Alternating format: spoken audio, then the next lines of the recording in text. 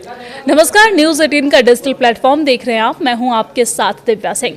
पाकिस्तान में इन दिनों हलचल मची हुई है। भारत के डर से पहले ही कांप रहे शहबाज मुनीर अब अपनी करतूतों की वजह से इजराइल के निशाने पर भी आ गए हैं। पाकिस्तान को डर लग रहा है कि नेतन्याहू किसी न किसी तरीके से अटैक की प्लानिंग कर रहे हैं। पाकिस्तानी पत्रकार और राजनीतिक विश्लेषज्ञ नजम सेठी ने चेतावनी जारी करते हुए कहा है कि इजराइल पाकिस्तान पर दबाव बना सकता है। नेतन्याहू की इस नाराजगी की कई वजहें हैं, जिसमें हाल ही में पाकिस्तान का हमास प्रेम शामिल है। ऐसे हालातों में अगर इजराइल हमला करेगा भी तो सर्जिकल स्ट्राइक होगी। इजराइल ने यह साफ कर दिया है कि किसी भी मुस्लिम देश के पास परमाणु शक्ति नहीं होनी चाहिए और नेतन्याहू को शक है कि पाकिस्तान अपनी परमाणु तकनीक किसी से ईरान की मदद कर रहा है। ईरान का मकसद इजराइल को मिटाना है और ऐसे में इजराइल पाकिस्तान को प्रॉक्सी दुश्मन मान सकता है।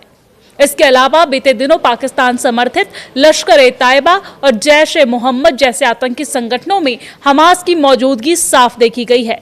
Middle east media research institute यानी कि MEMRI की रिपोर्ट के मुताबिक हमास का कमांडर नाजी जहीर कई बार पाकिस्तान के दौरे पर जा चुका है और यहाँ के आतंकी संगठनों से जुड़े इवेंट्स में चीफ गेस्ट बनते हुए दिखाई भी दे चुका है और यह करतूत भी नेतन्याहू तक पहुंच चुकी है, जो पहले ही हमास या उसकी मदद करने वालों को नेस्तनाबूद करने की कसम खा चुके हैं।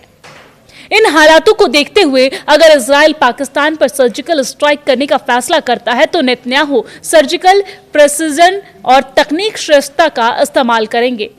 इजराइल के ईरान पर हालिया ऑपरेशन को देखें तो सर्जिकल स्ट्राइक का ब्लूप्रिंट कुछ इस तरीके से हो सकता है, जिसका विवरण मैं आपको बताने जा रही हूँ।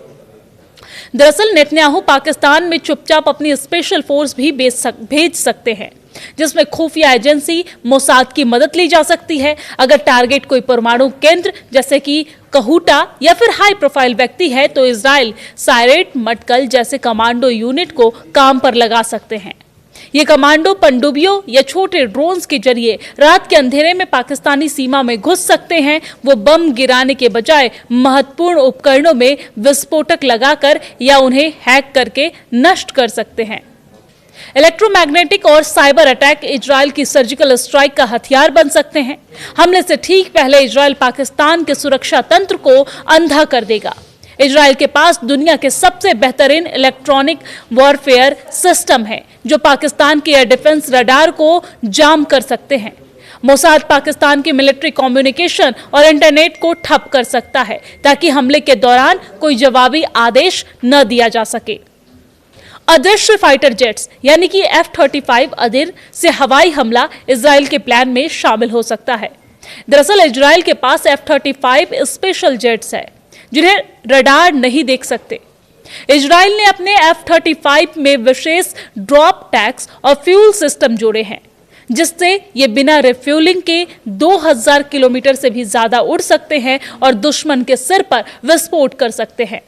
ये जेट्स अरब सागर के ऊपर से उड़कर पाकिस्तान के दक्षिण पश्चिमी हिस्से वाले जैसे बलूचिस्तान या कराची के पास से घुसपैठ कर सकते हैं। इजराइल रैम्पेज और स्पाइस जैसे गाइडेड बमों का उपयोग कर सकता है, जो 100 किलोमीटर दूर से ही अपने टारगेट को पिन पॉइंट सटीकता से उड़ा देता है। ईरान का मकसद इजराइल को मिटाना है और ऐसे में इजराइल पाकिस्तान को प्रॉक्सी दुश्मन मान सकता है।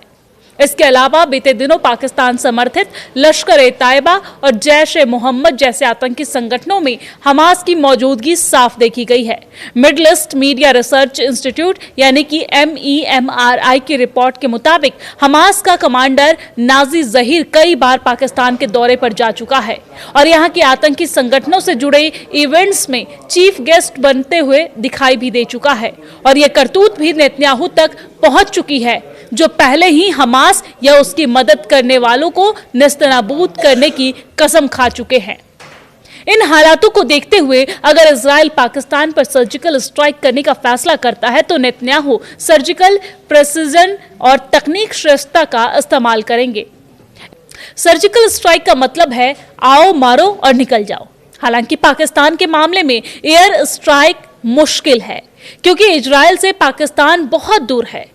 हमला करने के लिए उसे बीच में पड़ने वाले देशों की हवाई सीमा का उल्लंघन करना ही होगा।